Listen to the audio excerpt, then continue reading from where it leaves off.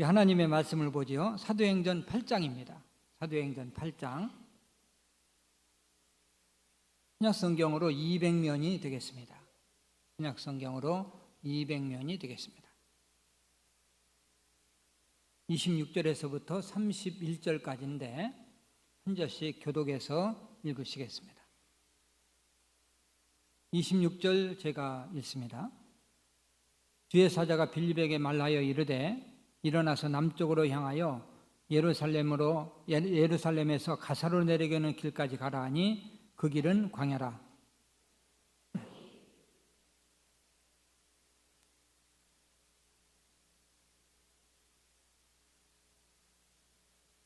돌아가는데 수레를 타고 선지자 이사야의 글을 읽더라.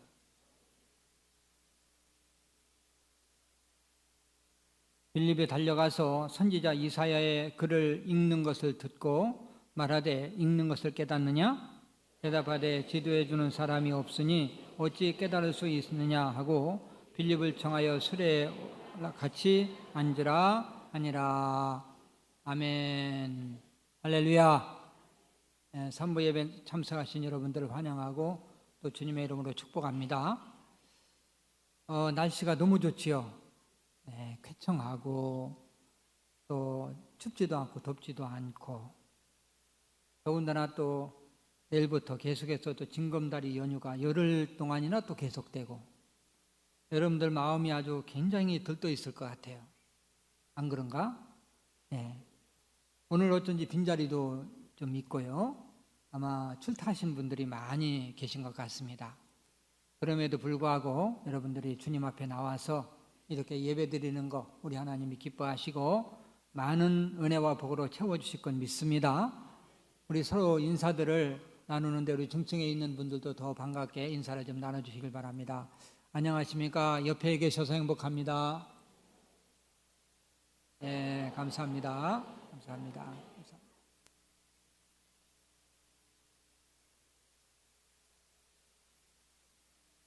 본문 말씀은 전도자 빌립에 대해서 말씀하고 있습니다. 예수님께서 승천하신 후에 120문도가 마가의 다락방에서 기도할 때 오순절 성령 강림이 있었어요. 이 제자들은 무서움에 떨고 있다가 성령 충만함을 받고 나가서 복음을 증거합니다. 예루살렘이 뒤집어졌어요. 예루살렘이 복음화가 이루어집니다. 복음이 능력 있게 전파될 때 반대하는 또 핍박하는 무리들이 일어납니다. 그것은 바로 유대교의 강한 핍박이 시작되죠.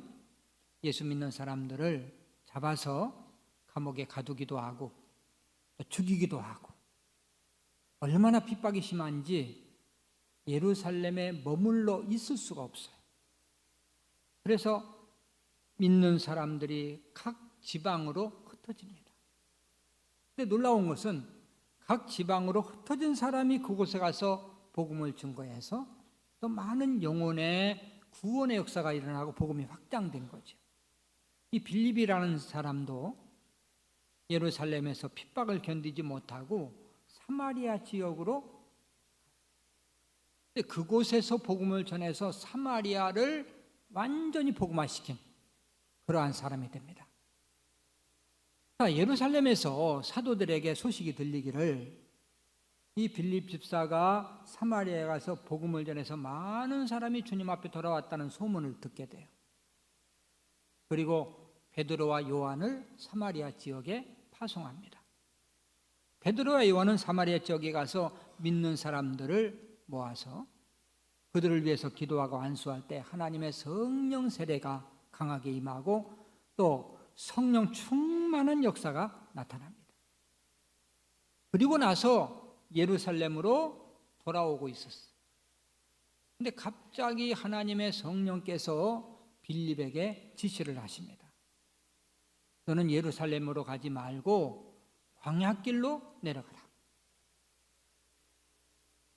이 빌립은 하나님 말씀에 순종해서 광야길로 내려갔고 그곳에서 이디오피아 여왕 간다게의 국고를 맡고 있는 내시를 만나게 됩니다.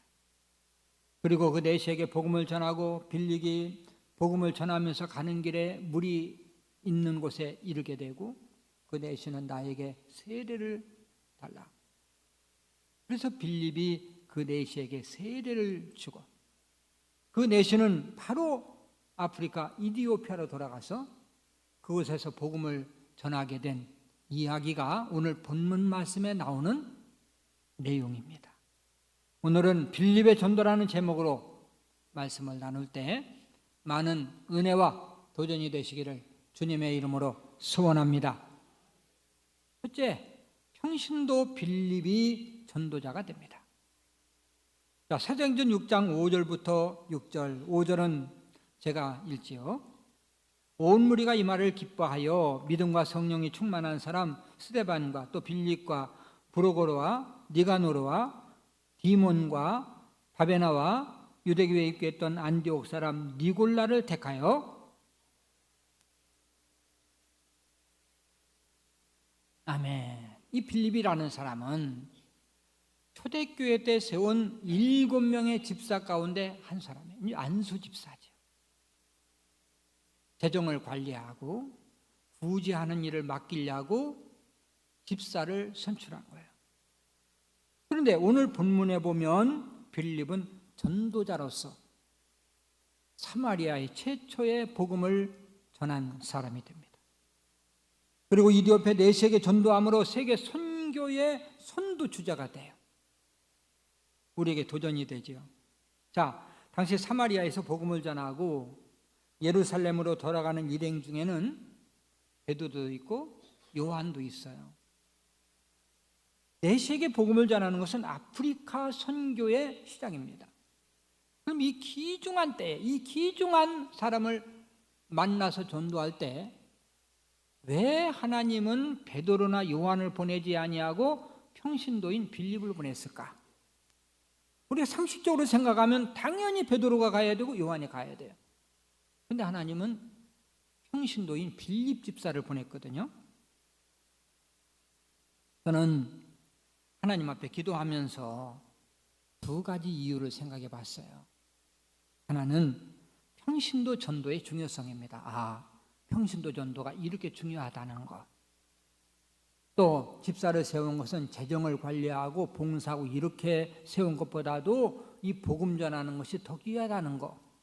이걸 우리에게 보여주셨구나. 또 한 가지는 평신도의 세계 선교 참여입니다. 평신도도 세계 선교의 최전선에 참여해서 복음의 능력을 발휘할 수 있구나. 많은 분들이 평신도는 전도와 선교와는 상관없는 것으로 생각하고 이러한 것들은 목회자가 하고 평신도들은 교회에서 봉사하는 일만 하면 된다 이렇게 생각하는 것 같아요. 물론 목회자도 전도해야 되지만 평신도 역시 전도에 힘써야 된다는 사실을 우리에게 교훈해 주고 있습니다. 교회가 존재하는 목적이 전도고 성도들이 제일 힘써야 될 전도인데 하나님께서는 말세에 교회마다 집사님들이 차고 넘칠 것을 미리 아신 것 같아요.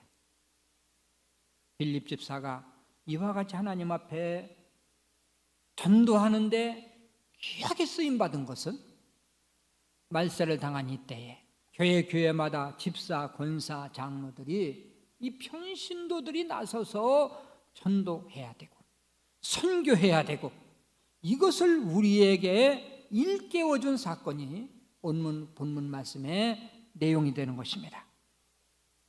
자, 두 번째는요. 빌립이 주의 사자의 명령에 즉각 순종하는 것을 볼 수 있어요. 26절을 같이 한번 읽을까요? 주의 사자가 빌립에게 말하여 이르되 일어나서 남쪽으로 향하여 예루살렘에서 가사로 내려가는 길까지 가라 하니 그 길은 광야라. 그 길은 어디라? 광야예요. 빌립에게 예루살렘으로 가지 말고 광야로 내려가라. 명령이 떨어졌어요.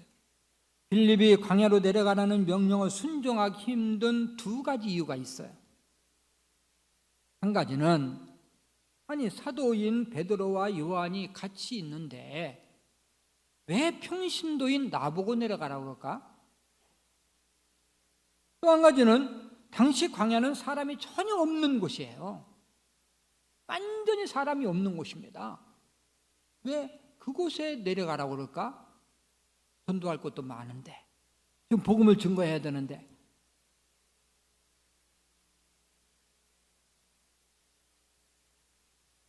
빌립은 거부할 수 있고 항의할 수 있지만 순종했어요.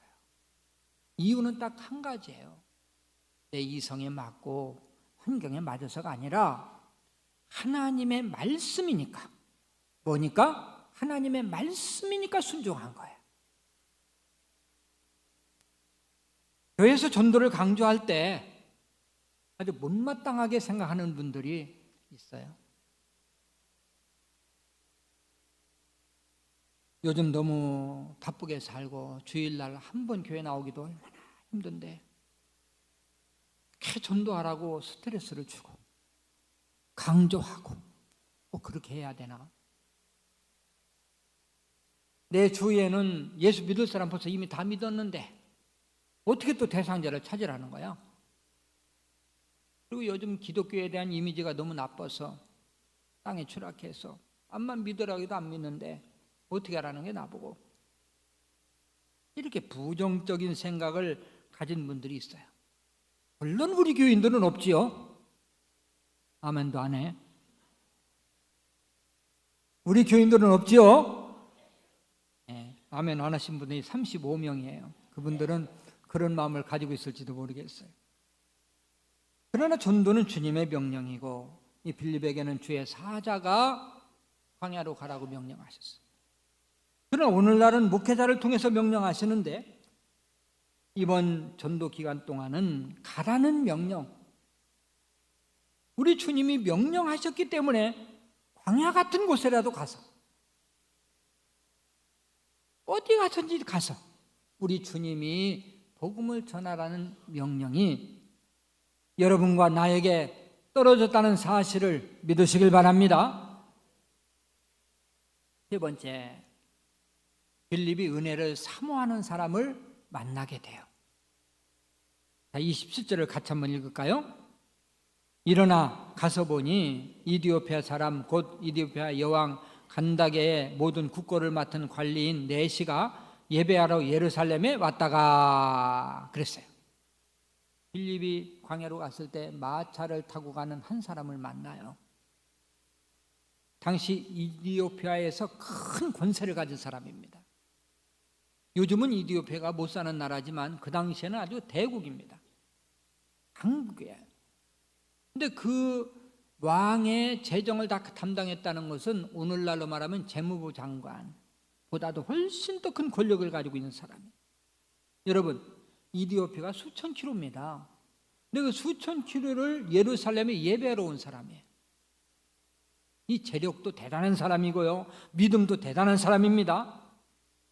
또한 은혜를 사모하는 사람이기 때문에 그 먼 길을 비용을 들여서 왔다가 예배드리고 가면서 그냥 가지 않았어요.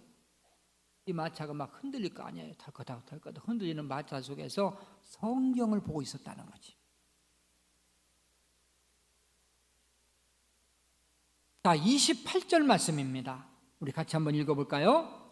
돌아가는데 수레를 타고 선지자 이사야의 길을 읽더라. 요즘으로 말하면 이사야서를 읽고 있었던 거예요. 그가 얼마나 하나님의 말씀을, 은혜를 사모했는가를 잘 보여줍니다. 하나님께서는 은혜를 사모하는 자를 사랑하세요. 이 네시가 얼마나 하나님의 은혜를 사모했으면 빌립을 광야로 보내서 만나게 하셨을까요?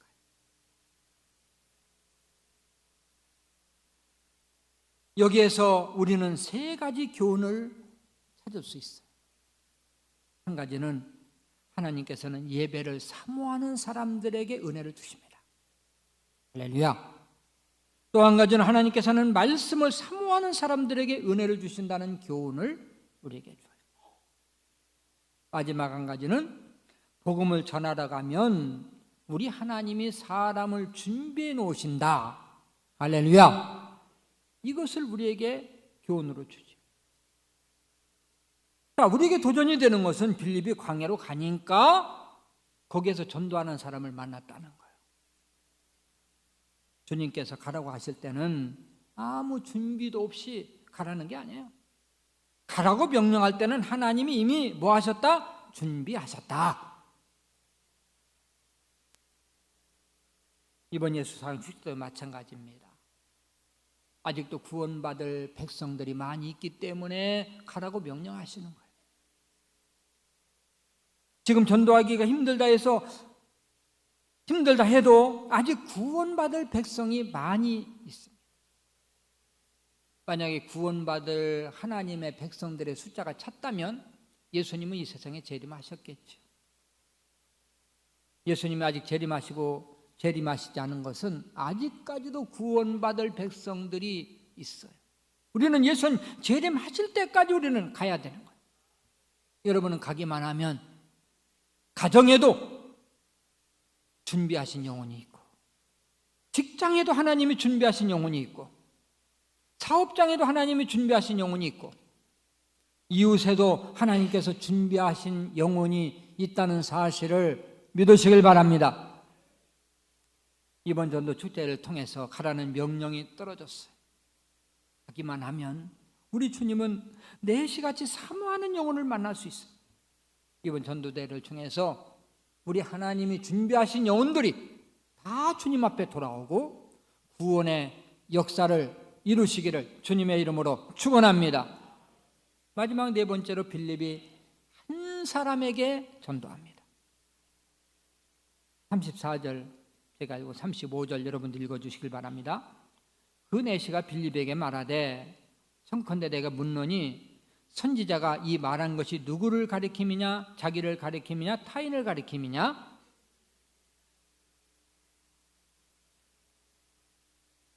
아멘. 이 광야로 간 빌립은 거기서 한 사람을 만나지요. 어떻게 보면 한 사람이 시시하게 보일지 몰라요. 하나님께서는 왜 많은 사람에게 가서 복음을 전하라고 하지 않고 광야로 가서 한 사람을 만나게 하셨을까? 빌립이 만난 사람은 피부색이 검은, 요즘으로 말하면 흑인이죠. 이디오피아 내시를 만난 거예요.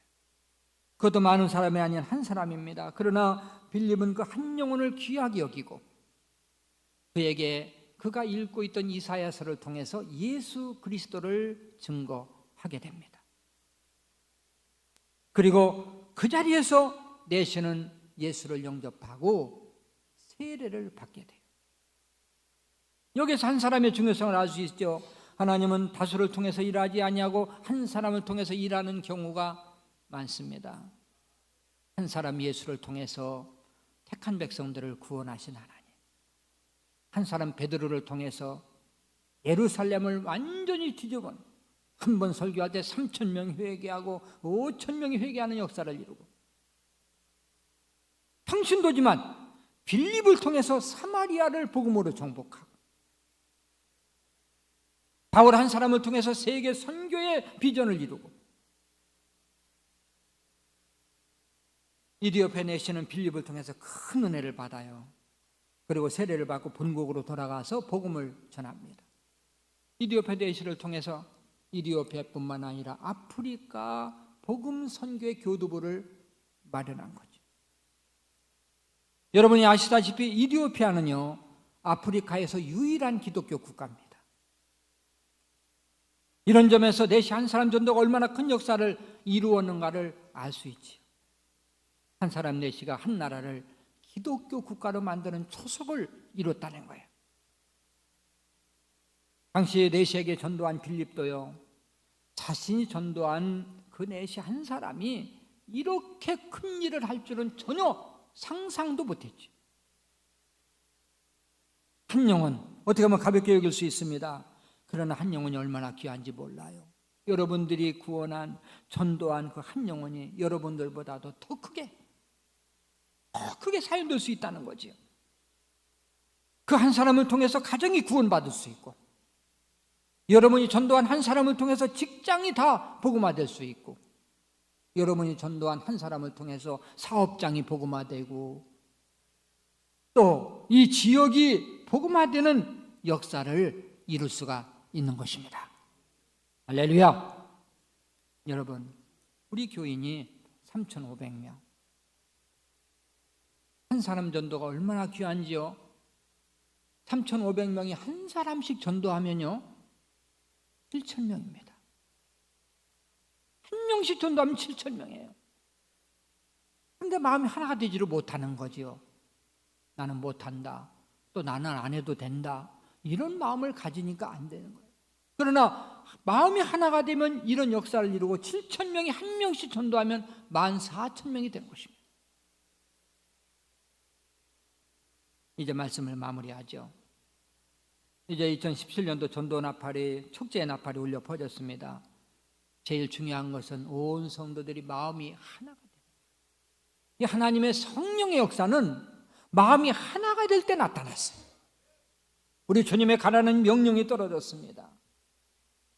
목회자를 통해서, 교회를 통해서 이 말씀이 선포되고 명령이 선포됐습니다. 우리는 이 일에 참여를 해야 돼요. 하나님의 복음을 전하고 영혼을 구원하는 일은 너무너무 하나님이 기뻐하시고 복된 일이기 때문에 성도들 스스로 못하면 교회에서 강권해서라도 시켜야 되는 것이 전도예요. 강권해서 시켜야 되는 그러한 이유를 제가 5가지를 뽑아봤어요. 하나는요, 전도는 교회가 존재하는 목적이에요. 교회에서 아무리 다른 거 다 잘해도요, 전도 못하면 그 교회는 생명이 없는 교회예요. 또 한 가지는 전도는 예수 믿는 사람의 가장 큰 사명입니다. 이것도 잘하고 저것도 잘하고 다 잘해도요, 전도 못하면, 복음 전하지 못하면 하나님 앞에 인정받지 못해. 또 하나는 전도는 자신의 믿음을 성장시켜요. 내가 복음을 전하면 다른 사람을 영혼을 구원하는 것도 되지만 내 믿음이 성장하고 내 믿음을 돌아볼 수 있고, 또 하나는 하나님 가장 기뻐하시는 일이고 전도는 하나님께 복받는 일이에요. 여러분이 복된 일에 기쁨으로 참여해야 되고, 이번 작정에 빠지시는 분이 없도록 힘써야 될 것입니다. 올 2017년도 예수사랑 축제는 예비신자를 작정하지 아니하고 적당히 넘어갈 수가 없어요. 작년까지만 해도 적당히 넘어가는 분들이 있어요. 내가 누구누구인지 이름을 안 부르겠습니다. 그러나 올해는 적당히 넘어가지 못할 것입니다. 작정 못 하시는 분들은 이 복된 일에 억지로라도 참여를 시켜야 되기 때문에 저야 우리 부목사님들을 시켜서 권면도 하고, 안 되면 또 새벽 3시에 신방도 가고, 그래가지고 한 사람 한 사람 작정을 시키는데 아마 우리 목사님들이 힘드실 거예요. 여러분들 스스로 작정한다면 우리 하나님이 얼마나 기뻐하실까요? 여러분이 작정한 그 예비 신자들을 데려오지 못한다 해서 누가 잡아가지도 않아요. 벌금 물지도 않아요. 이건 건축원금 작정이 아니에요. 우리가 최선을 다하겠습니다. 2개월 동안 전도기간 동안 내가 기도하면서 최선을 다해 보겠습니다, 이런 마음으로 작정하는 것입니다. 그리고 작정할 때 1명이 아닙니다. 2명, 3명, 5명 작정해도 좋습니다. 내가 그분들 위해서 기도하면서 힘쓰는 거예요. 문제는 온 성도들이 같이 참여할 때에 하나님의 역사가 나타나고 부흥의 역사가 나타나고 축복의 역사가 나타날 줄을 믿습니다.